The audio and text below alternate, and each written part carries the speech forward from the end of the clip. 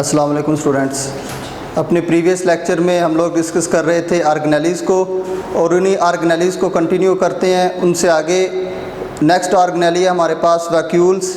Vacuoles एक ऐसा organelle जो कि दोनों एनिमल्स और प्लांट सेल्स के अंदर मौजूद है, और इनका फंक्शंस बेसिकली सेल को सपोर्ट करना और स्टोरेज से रिलेटेड दोनों एनिमल्स और प्लांट्स के अंदर। लेकिन प्लांट्स के अंदर कुछ एक्स्ट्रा फंक्शन इनका ये आ जाता है कि वहाँ पे टर्जिडिटी और सेल की शेप को मेंटेन करने के लिए ये यूज़ होते हैं, और कई जो उनकी रूट्स के अंदर ट्रांसपोर्ट का मैकेनिज़्म है वहाँ पे भी ये यूज़ हो रहे हैं। तो vacuoles are single membrane bonded organelles. एक चीज़ हमें क्लियर होगी कि ये सिंगल मेम्ब्रेन बॉन्डेड ऑर्गेनेलीज़ हैं, उसके बाद present in both animals and plant cells, लेकिन इनकी लोकेशन और इनका फंक्शन दोनों के अंदर डिफरेंट होगा। प्रेजेंट ये दोनों के अंदर हैं। प्लांट्स अगर एनिमल सेल्स की बात करें तो एनिमल सेल के केस में ये पेरिफेरल एरिया पे मौजूद हैं और सेंट्रल न्यूक्लियस मौजूद है, जबकि in case of plant cells they are present inside the centre of cell and other cellular structures including nucleus are propelled into a peripheral region due to the presence of large central vacuoles। और ये बनते कैसे हैं? छोटे छोटे vacuoles. अब जब छोटा प्लांट है उसके अंदर वैक्यूल लार्ज नहीं है, उनके सेल के अंदर छोटे प्लांट्स के अंदर vacuole like in animal cells, लेकिन जैसे जैसे प्लांट का साइज़ इंक्रीज़ हो रहा है उसके साथ साथ उसकी टर्जिडिटी और उसको सपोर्ट ज़्यादा चाहिए। उसके सपोर्ट को मेंटेन करने के लिए वैक्यूल्स क्या होंगे, कंबाइन होंगे और एक लार्ज सेंट्रल वैक्यूल बना देंगे, ताकि जो स्टोरेज का फंक्शन है वो एफिशिएंटली परफॉर्म हो सके इन केस ऑफ प्लांट सेल्स। उसके बाद फंक्शंस की बात हम लोग कर रहे थे। फंक्शंस के अंदर स्टोरेज किस चीज़ की हो सकती है सेल के साइटोप्लाज्म के अंदर? Either these are metabolic waste या मेटाबॉलिक इंटरमीडिएट्स। अब मेटाबॉलिक इंटरमीडिएट्स का मतलब है कि ग्लूकोज से टूट के हमें क्या मिल रही है, एटीपी मिल रही है, लेकिन डायरेक्टली एटीपी नहीं मिल रही। ग्लूकोज से पहले पायरुवेट में जाएगा, पायरुवेट से देन सक्सिनेट से देन इनटू क्रेब्स साइकिल, और क्रेब्स साइकिल के अंदर जाके वो एटीपी देगा। अब ग्लूकोज से एटीपी तक जो भी हमें दरमियान में चीज़ मिल रही है, दे आर बाई प्रोडक्ट्स और they are intermediates of metabolic process. उसके बाद वेस्ट जितने भी सेल के हैं ये सारे के सारे स्टोर होंगे इनटू वैक्यूल्स। और उसके बाद support, rigidity and transport of materials, ये तीनों के तीनों फंक्शंस लिंक करते हैं ओनली विद प्लांट सेल्स। और अपर जो है स्टोरेज, ये दोनों के साथ लिंक करता है, either animals either plant cells. और ट्रांसपोर्ट ऑफ मटेरियल हम लोग डिस्कस करेंगे फर्स्ट ईयर में ही, जहाँ पे हम लोग डिफरेंट पाथवेज की बात करेंगे, सिम्प्लास्ट पाथवे, एपोप्लास्ट पाथवे और वैक्यूलर पाथवे। तो वैक्यूलर पाथवे की जब बात करेंगे वहाँ पे हम लोग डिस्कस करेंगे role of vacuoles in transport of material in moving the water and solutes from root to the aerial part of the plants. ये थे हमारे पास वैक्यूल्स।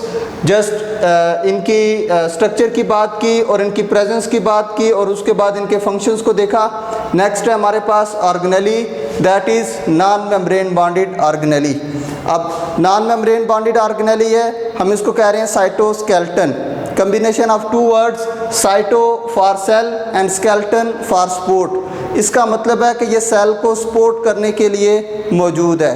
अब साइटोस्केलेटन सेल को सपोर्ट करना, एनिमल्स के सेल को सपोर्ट की ज़्यादा ज़रूरत है। इन case of plant sales support के लिए सेल वॉल यूज़ हो रही है। तो एनिमल सेल्स के अंदर intracellular structures that are present inside the cell, not outside. They are present inside the cell and they are in the form of fibers, they are in the form of threads. Basically they are proteins and they play important role in maintaining the cell shape, in the transport of materials and in the movement of internal cell motion, जिसको हम लोग name देते हैं cyclosis, जिसको इसी chapter में पीछे आप लोगों ने सेल मेम्ब्रेन के स्ट्रक्चर में साइक्लोसिस में डिस्कस किया था। अब हम लोग साइटोस्केलेटन को अपनी कन्वीनियंस के लिए और इनके स्ट्रक्चर के हिसाब से डिवाइड कर देते हैं to 3 categories, which are microfilaments, microtubules and intermediate filaments. अब फिलामेंट और ट्यूब्यूल्स का डिफरेंस आप लोग अच्छी तरह से समझते हैं कि ट्यूब्यूल का मतलब है कि ट्यूब लाइक, फिलामेंट का मतलब है कि धागे नुमा स्ट्रक्चर्स। अब microfilament, these are thread like small micro thread like structures that are present inside the cell. Or tubules, these are tubular structures that are present inside the cell and these are basically made up of proteins. और उसके बाद intermediate filaments, they are made up of proteins that are variable.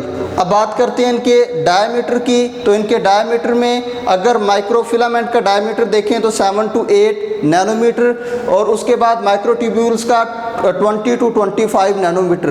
अब ये diameter की range, अब diameter की range है इनकी जो है इनके स्ट्रक्चर के हिसाब से। उसके बाद अगर इंटरमीडिएट फिलामेंट की बात करें तो इंटरमीडिएट उसका नेम जो है वो ज़ाहिर कर रहा है कि इंटरमीडिएट, इन बिटवीन। तो इसका मतलब है कि उसका जो साइज़ होगा वो क्या होगा, इन दोनों के दरमियान होगा, in between microfilaments and microtubules. उसके बाद अगर प्रोटीन्स की बात करें, they are made up of actin, tropomyosin and troponin. Both of these type of, all these type of proteins are essential in assembly and in contraction of muscle fibers also, but here we are concerned with the structure in maintaining the cell shape. तो microtubules को देखें तो इनका name ज़ाहिर कर रहा है tubules, तो they are made up of tubulin protein. और इंटरमीडिएट फिलामेंट की बात करें तो प्रोटीन वेरिएबल होंगी।